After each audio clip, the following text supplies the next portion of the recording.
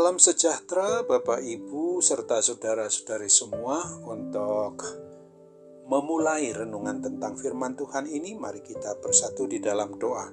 Tuhan Allah Bapa di surga yang melampaui segala akal, hati, dan pikiran kami umat manusia, berfirmanlah kepada kami sebab kami bersedia untuk mendengar, dan atas pertolongan Roh Kudus kami dimampukan untuk melaksanakan firman-Mu itu di dalam hidup kami sehari-hari. Hanya dalam nama Tuhan Yesus kami berdoa, bersyukur kepadamu. Amin. Sebagai nas renungan firman Tuhan pada hari ini diambil dari Roma 8 ayat 35 yang berbunyi, siapakah yang akan memisahkan kita dari kasih Kristus?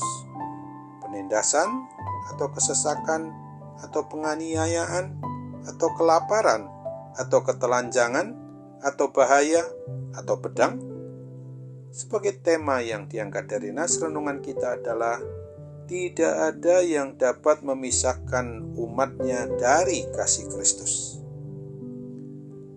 Tentu saja ada sebagian dari kita umat milik Sang Pencipta, pemelihara hidup dan mati kita, yang mungkin menganggap bahwa hidup yang diberkati oleh Tuhan Allah Bapa kita itu adalah hidup yang dipenuhi dengan kekayaan, kesehatan, dan umur panjang.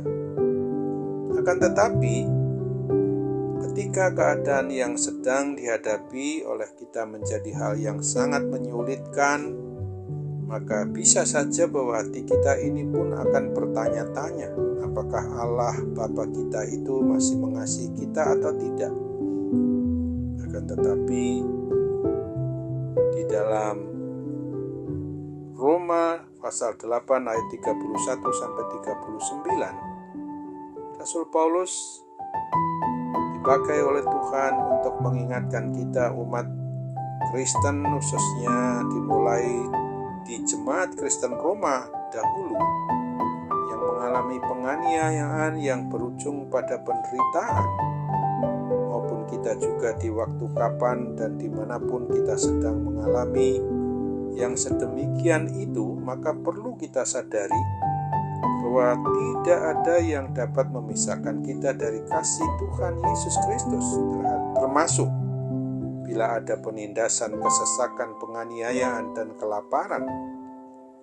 Inilah dasar dari hidup yang sungguh diberkati oleh Tuhan Allah Bapa kita, yang sudah menyatakan kasih-Nya yang begitu besar itu kepada kita dengan mengutus anaknya yang tunggal Tuhan Yesus Kristus untuk mau mati menggantikan kita karena dosa dan kesalahan kita. Maka Kristus pun yang bangkit dari kuasa kematian, kuasa neraka itu, dan sekarang duduk di sebelah kanan Allah Bapa, adalah menjadi pembela bagi kita umatnya yang mau bertobat, meninggalkan segala dosa-dosa kita, dan hanya kembali untuk menyembah, memuji, dan memuliakan nama Tuhan Yesus. Di dalam masa-masa yang penuh dengan kesesakan atau hal yang menderitakan hidup kita umatnya, kita dapat mau memegang teguh akan kebenaran firman Tuhan Yesus Kristus yang membawa penghiburan ini, yakni hidup kita harus berakar pada apa yang telah Tuhan Yesus lakukan bagi kita umat miliknya. Sesungguhnya tidak ada karena baik maut maupun hidup ataupun sesuatu makhluk lain yang dapat memisahkan kita dari kasih-Nya yang maha besar itu bagi kita umatnya. Apa dan bagaimanapun situasi atau keadaan kita, maupun juga yang menyangkut kesulitan yang kita sedang hadapi dan akan dihadapi oleh kita semua, kiranya kita harus mengingat akan apa yang difirmankan oleh Tuhan Allah Bapa ini, karena kita sadar bahwa Dia Allah yang maha baik, yang selalu menyertai dan memberkati kita, dan tiada yang dapat memisahkan kita dari kasih-Nya yang begitu besar itu. Oleh sebab itu perlu kita tanyakan kepada diri kita masing-masing. Bagaimanakah cara kita untuk mengingatkan diri kita sendiri bahwa tidak ada yang dapat memisahkan kita dari kasih Tuhan Yesus Kristus? Dan bagaimanakah mengetahui kebenaran ini sesuai dengan kebenaran firman Tuhan yang dapat mengubah sikap kita di dalam menghadapi berbagai kesulitan yang menyangkut hidup yang sedang kita jalani ini. Amin. Mari kita kembali bersatu dalam doa. Tuhan Allah Bapa di sorga, terima kasih untuk firman-Mu hari ini yang sudah mengingatkan kami bahwa kami sungguh bersyukur, berterima kasih hanya kepadamu Tuhan, Bapa kami di sorga. Tidak ada yang dapat memisahkan kami umat-Mu ini dari kasih Kristus yang Kau nyatakan.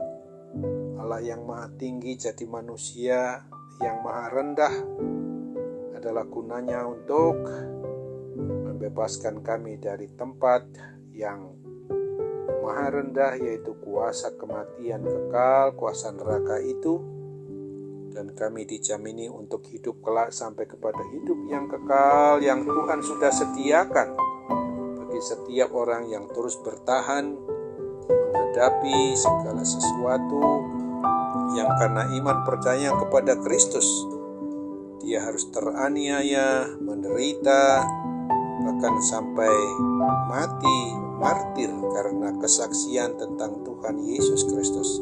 Dipertahankan terus dengan taat, setia, dan teguh untuk bertahan dalam beriman kepadamu.